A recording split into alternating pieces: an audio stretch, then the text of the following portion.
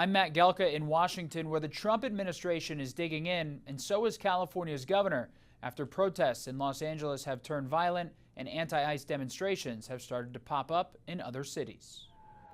A curfew in effect for a square mile in Los Angeles led to mass arrests as the city continues to try and quell violence and looting stemming from anti-ICE protests.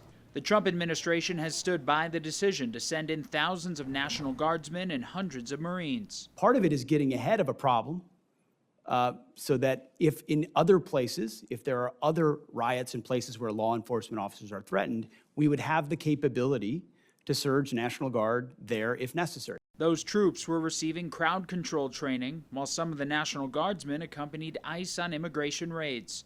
The Department of Justice announced 2 people were charged in Molotov cocktail attacks on law enforcement during the riots. The Department of Homeland Security posted that one of the suspects was previously deported. The White House says hundreds of illegal aliens have been arrested since June 6th and continued to blame California leadership for the protests. President Trump promised to carry out the largest mass deportation campaign in American history, and left-wing riots will not deter him in that effort. If you incite violence or destroy our communities, you're going to be held to account. That kind of criminal behavior will not be tolerated. California Governor Gavin Newsom denounced the violence and continued to resist the federal intervention.